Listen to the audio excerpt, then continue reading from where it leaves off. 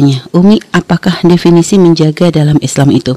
Zaman sekarang gitu ya, banyak perempuan termasuk saya ya, muda atau kaum milenial yang dalam kesehariannya dia berjilbab panjang, tidak bersentuhan dengan ikhwan.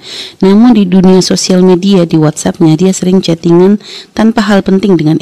Kalau ngelihat orang lain, ngelihat sisi negatifnya, tapi ngelihat dirinya didahulukan positifnya sampai tidak bisa melihat kekurangannya. Jadi begini, kalau wanita seperti itu adalah aku, harus begitu. Kalau orang lain, mari kita pandang. Alhamdulillah, dia biarpun masih sering chattingan, tapi sudah pakai baju yang syar'i. Alhamdulillah. Semoga dengan baju syar'inya mendapatkan keberkahan sehingga dia bisa menjaga dengan sempurna. Seperti itu. Auratnya terbuka, itu hanya memandang jasad. Dan itu dosa. Tapi bagaimana jika orang serobos ke hati? Lihat, gara-gara chatting hatinya rusak. Biarpun katanya kerudungnya panjang, bisa saja dia balelo melawan orang suaminya, keluarganya, sehingga dia melawan Allah juga. Karena apa? Hatinya yang sudah rusak. Maka hendaknya anak-anakku semuanya, adik-adikku semuanya, jaga zahirmu dan juga jaga batinmu. Jaga zahirmu dengan menutup aurat tadi yang sudah sampaikan. Istimewa. Menjaga zahir, menutup aurat, baju yang panjang tidak menampakkan lekuk tubuh dan semuanya, itu istimewa zahir. Tidak kalah penting menjaga batinmu, dan batin itu melalui dua pintu, mata sama telinga.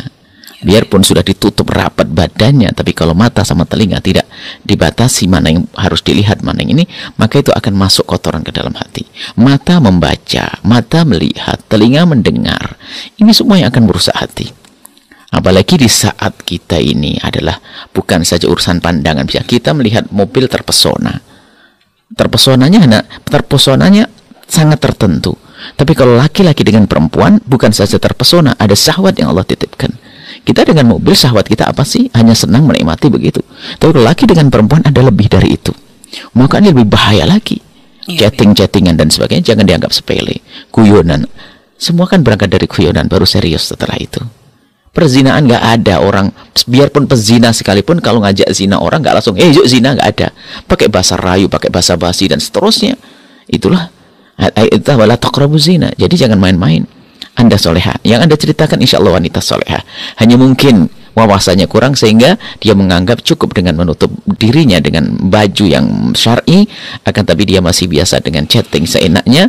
Insya Allah setelah mendengar pesan dari kami ini, beliau-beliau ini adalah sangat menjaga diri. Dia membatasi urusan chattingnya, tidak akan chatting kecuali untuk yang halal. Kalaupun dengan orang lain yang bukan mahram, itu benar sebatas keperluan tugas atau mungkin urusan bisnis dan sebagainya, tidak lebih dari itu. Dan di saat dan harus peka.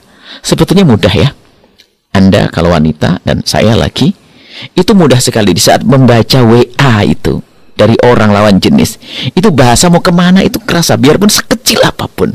Karena dia apa? Kita itu punya perasaan, bukan mata saja yang baca dan akal yang bisa menangkap, tapi perasaan ini aneh. Dan kalau Anda sebagai seorang wanita menangkap sebuah WA itu ada sedikit aneh, langsung Anda pangkas.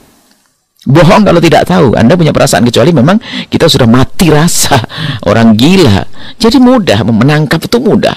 Kalau orang, wah saya nggak tahu, itu pura-pura berbohong.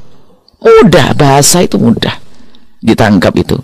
Atau mungkin jam-jam WA, kapan WA dan sebagainya, apa namanya, volume apa keserik berapa kali, itu bisa menangkap. Kenapa? Pasti ada pertanyaan. Kenapa sih kok sering-sering HPN dia? Kenapa sih? Kenapa sih? Tentu ada itu.